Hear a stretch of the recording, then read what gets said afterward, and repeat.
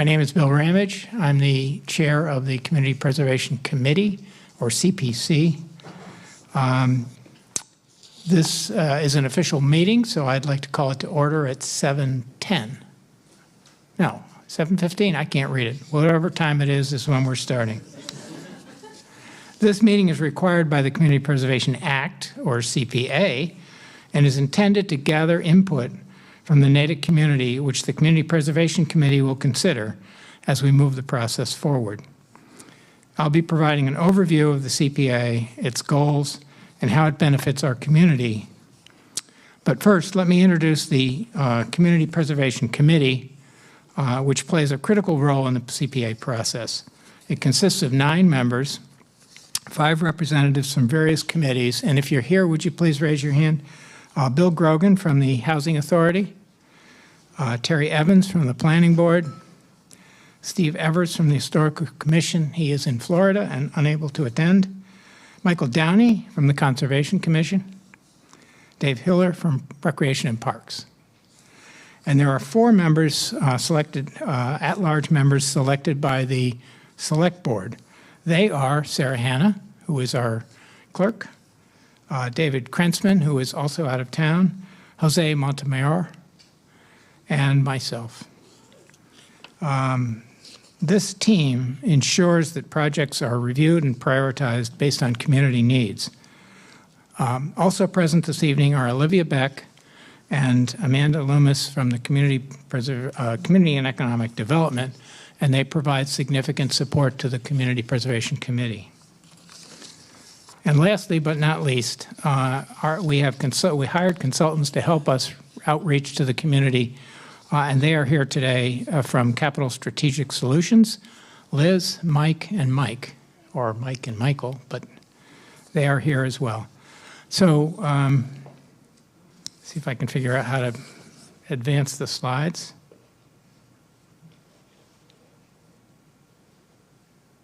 All right, that talked about our committees.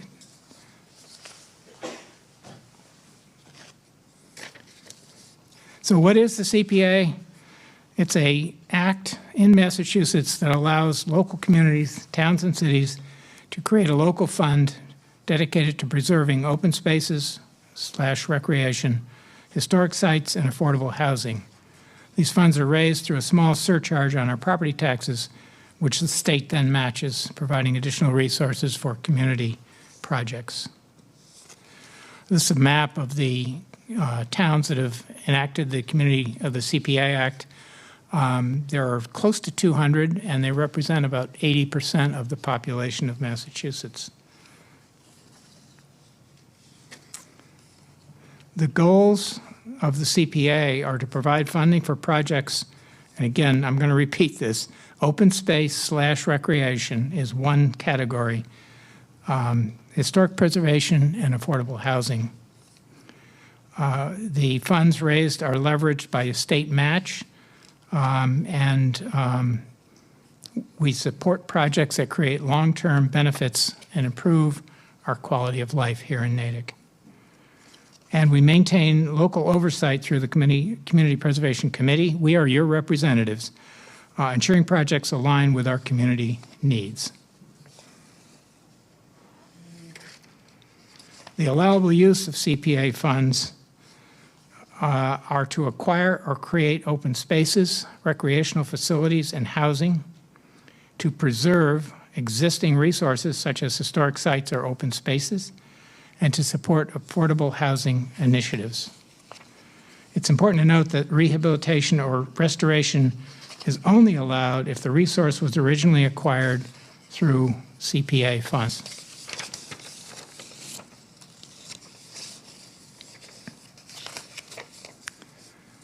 CPA funding, how the funds come in. To date, the town of Natick has generated $1.75 million in CPA funds, which includes an 18% state match. Every year it's a little bit different. This year we received 18% from the state. These funds are allocated as follows. There's 3 buckets of 10% each. 10% for open space recreation, 10% for historic preservation, 10% for affordable housing. 65% is discretionary and can be used for any category, and 5% is reserved for administrative costs. How CPA projects are chosen. Applicants submit an eligibility application. CPA reviews the applications to ensure they meet requirements. If so, then they are encouraged to submit projects. Projects are scored and prioritized based on their impact and feasibility. And finally, the CPA recommends individual projects to town meeting for an up or down vote on each of the projects recommended by the CPC. So basically, we are the clearinghouse. We solicit projects, we get the projects, we review the projects. The ones that we think are appropriate, we recommend to town meeting. We don't authorize or approve anything. Town meeting makes the decision. Then there are some examples here. I'll not go into them, but just give you a sense of the variety of different things that can be done. The first picture's about housing, then there's a playground, and there are other historic preservation and other things. These are obviously done in other towns since we haven't expended any money yet. You may have heard there are focus groups that we want to have smaller groups to gather more information from the town. They are filling up, but we do have some slots available for historic preservation, and we may, depending on the need or the demand, we may schedule a couple of additional focus group meetings. If you would like to sign up, there's a QR code on the screen, and I'm sure it's available on some of the handouts here, or you can go to the website and ask to be included in the focus groups. So this concludes the presentation portion of the session. I'd now like to open the door for questions and discussion. This is not just a Q&A, but we'd like to have a dialogue with you and get your input on the CPA. Your feedback is essential, and for more information, you can visit the town CPA website. Strategic Solutions is here today, and they'll be facilitating the Q&A session using Poll Everywhere, I think. Maybe, maybe not. In any case, Liz, Mike, and Mike. There are two Mikes here and a Liz. Take it away. We're going to use Poll Everywhere. Okay. We had some technical difficulties, and it's just a polling application that sparks questions. Yep. Sorry. It's just we were going to use an application of Poll Everywhere, but unfortunately, technical difficulties wouldn't allow that. So we open the floor for questions. If you want to start with a question, what do you think is the most important focus area for CPA funds in Natick? I'll welcome anyone.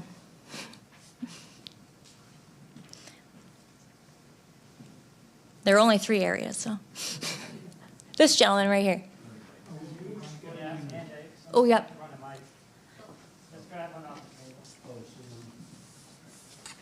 Could you Yeah. explain the mechanism of the affordable housing? I thought that, when you build a new development, a certain percentage is affordable housing, and that's about it. And Could you repeat that please into the microphone? oh, yeah, that's even better. Thank you. So, just to repeat that last part, I thought affordable housing was they would set aside a certain percentage of new developments for affordable housing. And then I would like to know how funding might go, or what the mechanism is of the whole thing. Thank you. Bill, do you know the best person to answer this one question from the committee? Bill, do you want to take a shot at it? Sure, I can take a shot at it. You want to pass him the mic, Bill? Hello, I'm Bill Grogan. I'm actually a commissioner at the Natick Housing Authority. With respect to each of the three areas have a specific percentage, at least 10%, that's set aside to be funded through the Community Preservation Act, but it's dependent upon the receipt of actually applications that come in that are applying for funding. So there isn't, there could be 10 applications that could come in for housing. It could be 0 applications that come in. It's really dependent upon the projects that are presented. And then the projects themselves will have various characteristics that could have, part of the criteria will be how does it fit with the town's goals, the percentage of affordability, consistency with preferences for local residents. So there's a variety of criteria that each affordable housing project would be evaluated on, that the committee will undergo and will rank the projects. And part of that is to get feedback in terms of where those priorities are that residents in the town would like to see. But it is dependent more upon projects that come in rather than dictating that projects need to have a certain percentage of affordability amongst them. Because if they're not coming in for CPA funds, then there isn't any role for the committee to play with respect to a project in reviewing it or actually granting it funds. Could I follow on? Let's see, how would, if say you selected a project, how would you fund it, or what would you fund? I'm just grasping here. I'm a representative of the seniors, Friends of the Senior Center, and so I'm very interested in this, particularly for seniors. Yeah, and there is a range, and I think I don't know if in any of the materials it talks about the different types of projects that can be funded, but for example, it could fund new construction project that comes before the committee that is looking for financing. It could be for various assistance that's provided, for home ownership. Affordable home ownership may be an option. So there are several different mechanisms that can be evaluated by the committee that come before us. It could be affordable senior housing, for example, that could be presented, or affordable family housing. So there are different types of areas that the CPA funds can be used for. And then in terms of how the funding is made available, it typically, I think it typically is a grant arrangement that is made available to the project. Sometimes, depending upon the nature of the project, some projects may need to have it be structured as a loan, because if they're using other types of financing.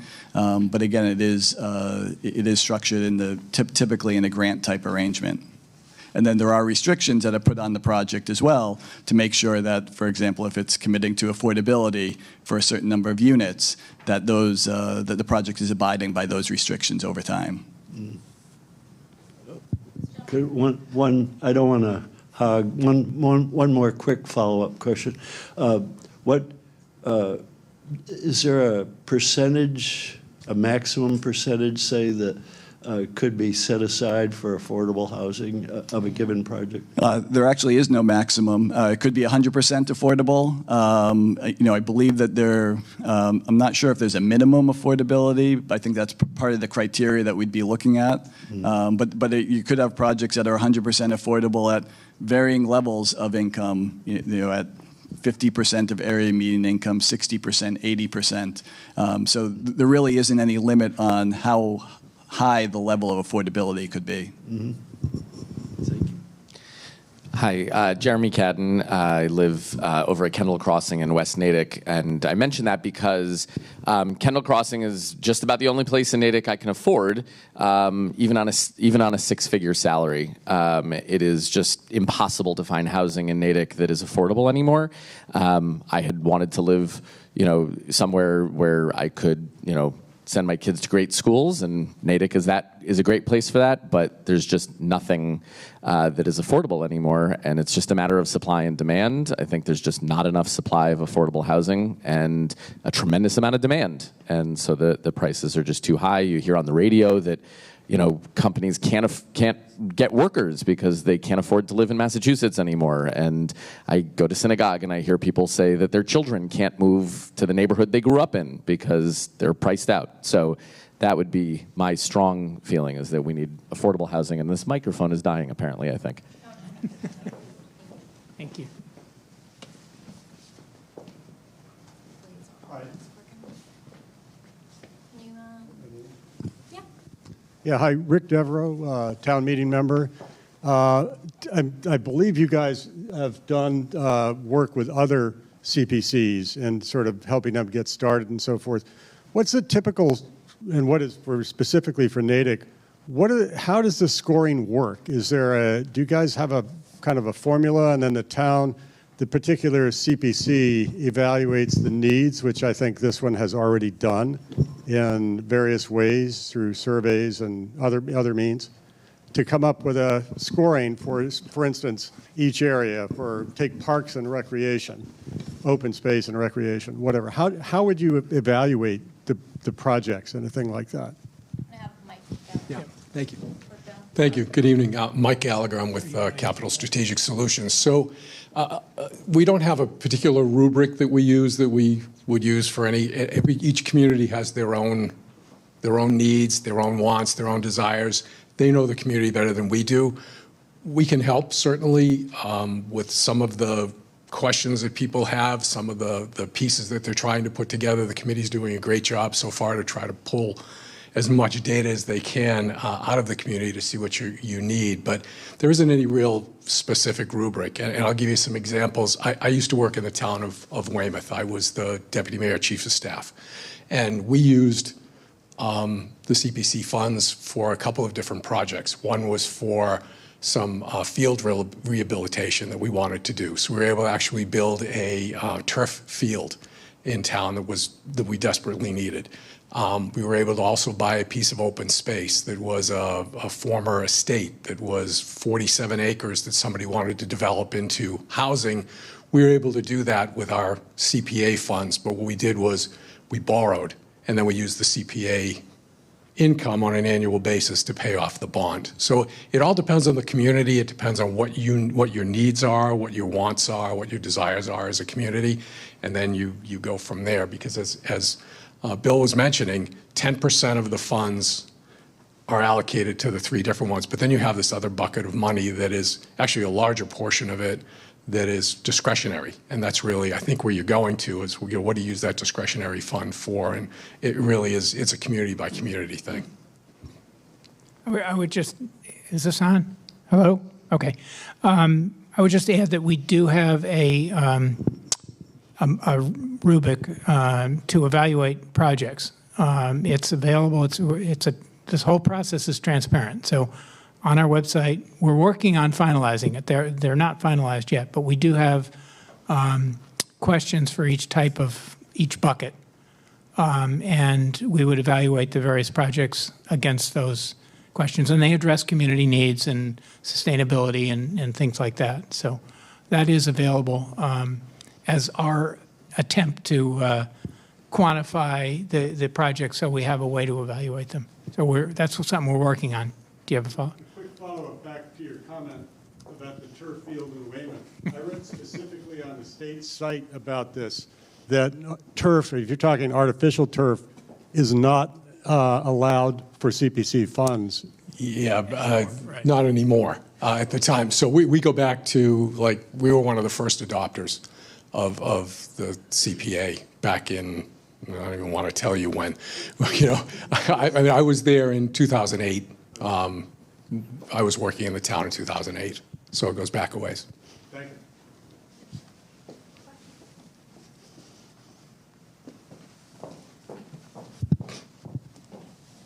Thanks. Jim Acton, Leland Road. So I don't know how many people here were on the CPA for Natick committee, but I was looking through some of my emails going back to early 2021 when Ganesh was forming the committee. And the whole process is a little bit odd because it is very grassroots to get this going. And you know, I understand, excuse me, the town, some parts of the town bureaucracy weren't all that much in favor of this CPA going because of things like the override that we have coming up and school building assistance, and this kind of got in the way of that. But nonetheless, the committee was good and got it passed, so here we are. So it goes from grassroots to a very bureaucratic thing where we have committee and you've got to put in you know, requests and all that. I guess, you know, when, and pardon me, the people who are the rec people, because I've come to the rec commission a couple times to talk about this. When the group was put together to get the vote going and get everybody approved, they came to certain segments of the town to try to get people to work on it.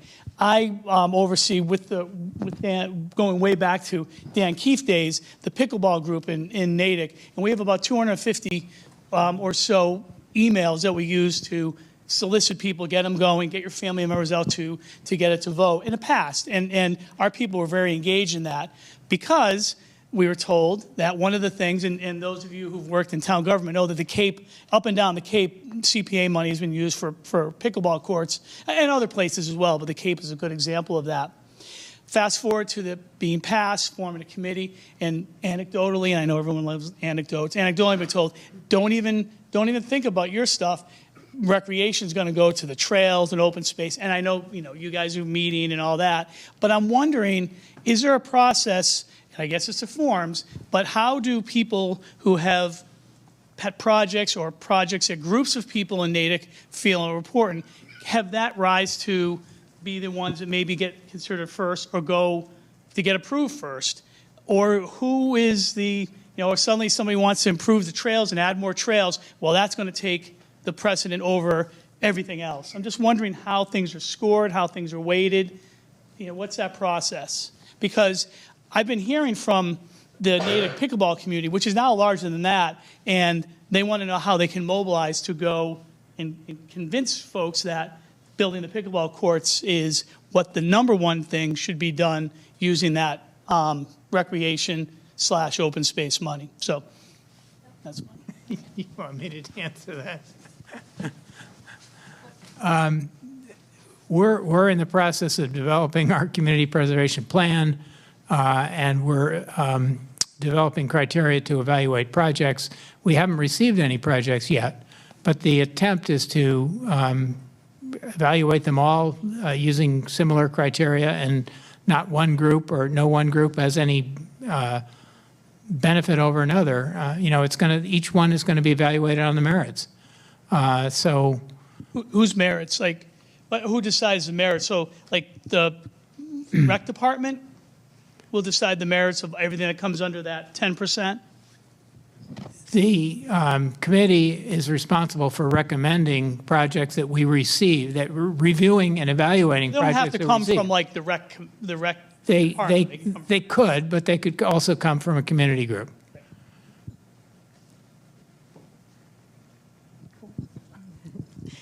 Thanks, Brinley Vickers. I'm wondering if, I have a couple of thoughts, but the first one is, since we're all curious, if you could give us a timeline of what we're talking about. When does this first 10% for each thing have to be spent?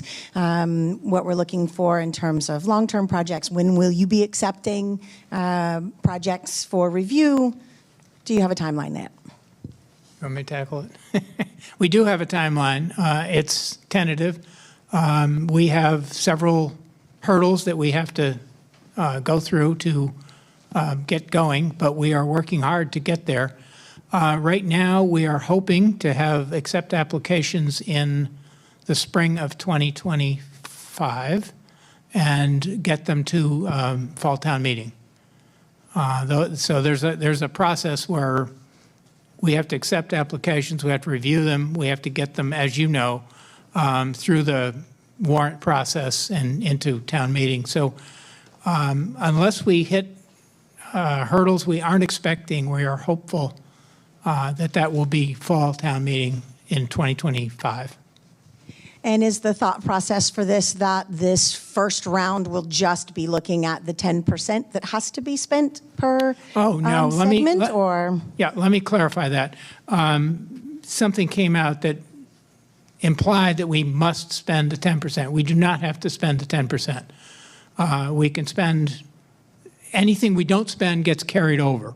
So it's not that we lose it, but we don't have to spend it. Those buckets stay, they accumulate. The money would be appropriated first from those 10%, those three buckets, and then if there's more needed, that could come out of the 65% available to any project. So does that mean that this fall there will have to be a project at all No, on fall? And so then once we have projects that you guys are looking at, what's the process for that? Are there open public meetings? How does the process work once you've received a Yep. project?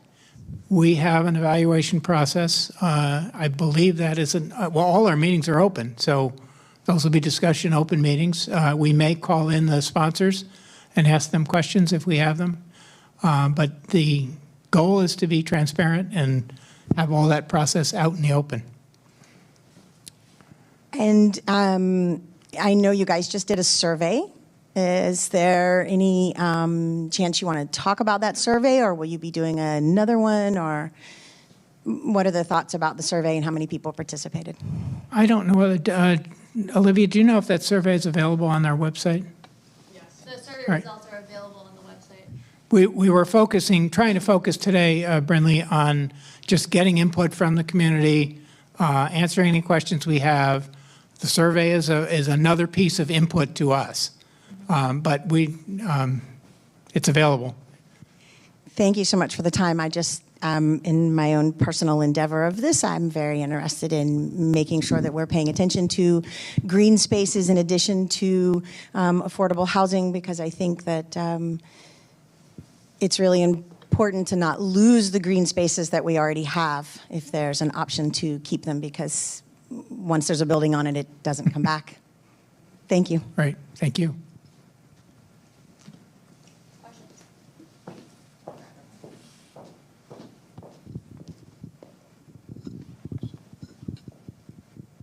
Thank you. Reginald Lees.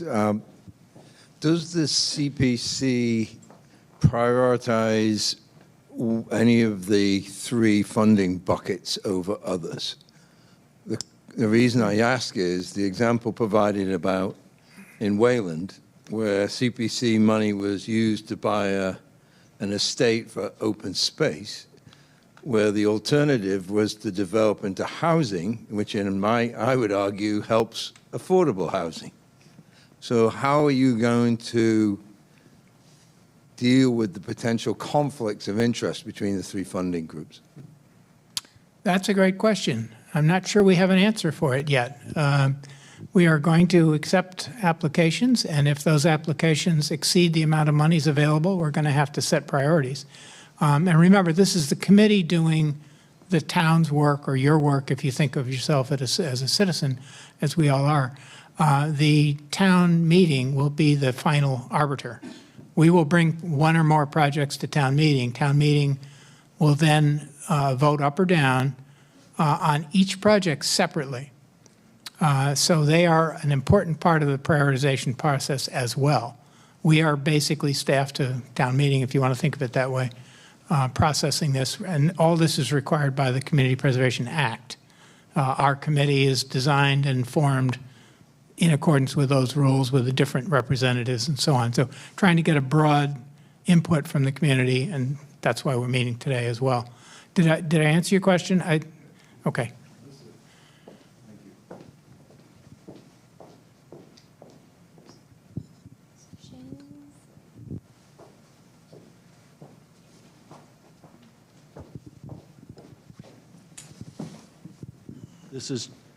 This is just a footnote on things, but I was wondering if the money, if a certain amount of money comes in each year, and you said it may not be all spent, does it get invested so it's growing, and so for future could be bigger and bigger and so on? The answer is yes. The town has constraints from the Department of Revenue, State Department of Revenue, but within those constraints, yes, the money that is not needed right now is invested. Currently, it's between 3% and 4%, which is not great, but why did the mic go off? And that,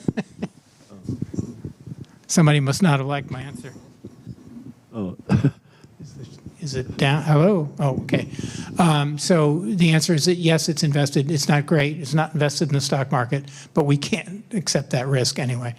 And about 1.2 million is coming in each year with potential more from state match. which varies. We never know what exactly it is.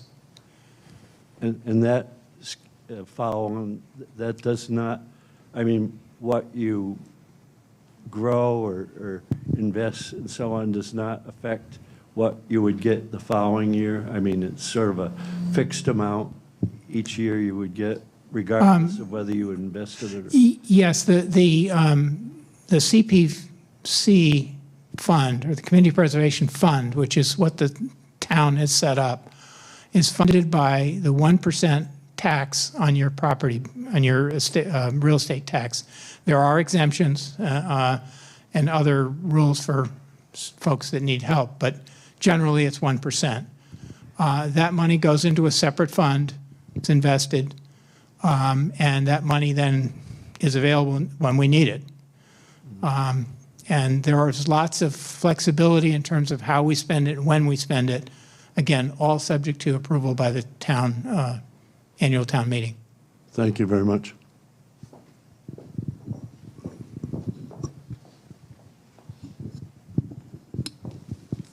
Thank you. Judy Dixon, resident and also employee at Family Promise Metro West, where I serve as a housing advocate.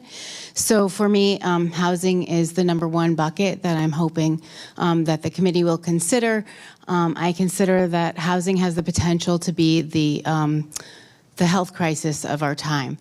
I was curious because I know that from the survey results, many of us chose housing and open space, and other folks may have chosen open space and something else, and some of us may have just chosen open space. We could see that in the survey results, how that could have come out. I wondered if the committee was considering a way of scoring applications that submit to cover 2 buckets, 3 buckets, combining some of these potential good things for our town.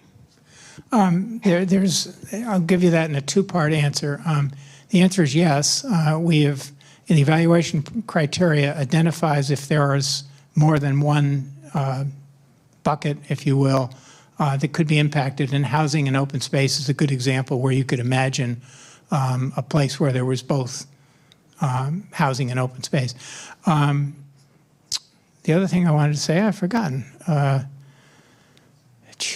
I'll think of it. Sorry. And I won't hog the microphone, but I did have one quick question for you or the folks that are supporting you.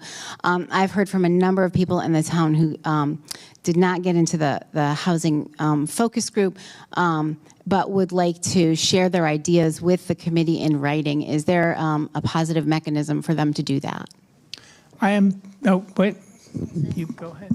I was just going to say, we are, like Bill said, we're going to have more focus groups if there's enough interest. So if you're interested in signing up for the February 19th or the 20th interest group, they're going to be virtual, and you can use the QR code. I can just go back and sign up, or go to the website.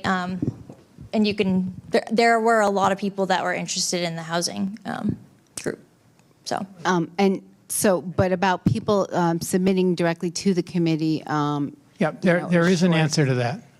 Input.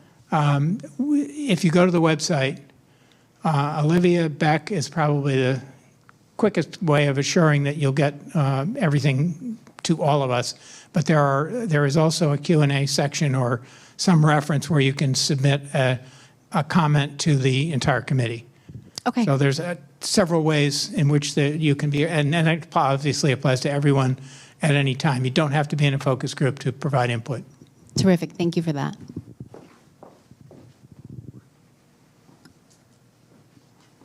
Any other questions? I guess this is a question for the consultants. In other towns that you have, are the majority of the cutoff dates like the fiscal year, June 1st, say, so that you get them into the fall program? They must have to be in by a certain time, or you're not going to be doing anything till next year. So are you on schedule for that, to get them all done by, say, June, so that he can have them in by whenever the fall vote is? So it's a two-part question. I'll answer it in 2 parts. Most of the communities that I've worked in and been involved in usually do this at the annual town meeting. That's usually where you try to strive for the whole annual town meeting thing. You're not going to make that because of the time and timing of this. So the fall town meeting actually makes a lot of sense, and based on what we're looking at and the work that the CPC is doing, you should be able to get to your fall town meeting with the list of projects to give people an opportunity to vote, to decide how they want to do it. But most communities aim for the annual town meeting. It just makes it a lot cleaner because you're going in there anyway. In some communities, one in particular I worked in, didn't do any fall meeting. It was just once a year that they met. So depending upon the size of the community, you could actually do some of that. This was Somerset, so they were kind of a small community down on. Do you have any dates? I mean, is it usually winter, spring, or fall, summer?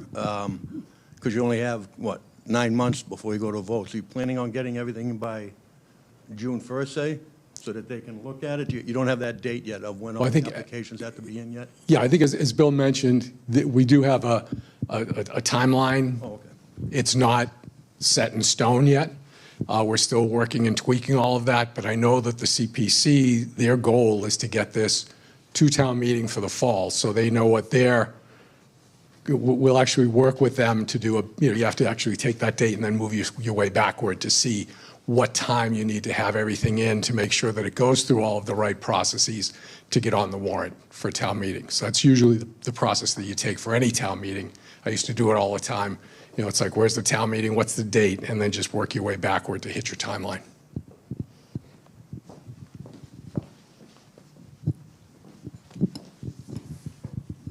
Another question for you regarding playing fields.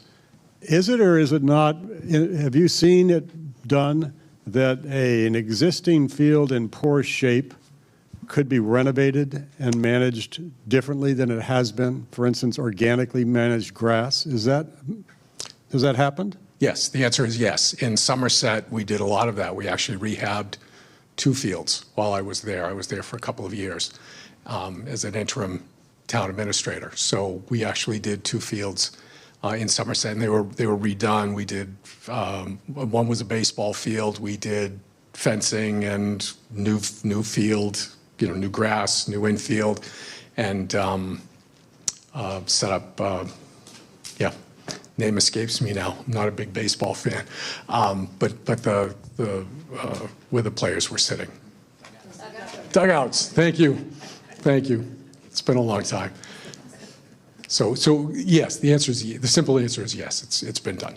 That's a way to preserve green space, I guess, rather than trying to find another green space to use as athletics. Okay, thank you. Yeah, you're welcome. Just one other point. This is all new to us as well as to the town. So we don't know whether we're going to get 1 application or 20. So to be continued.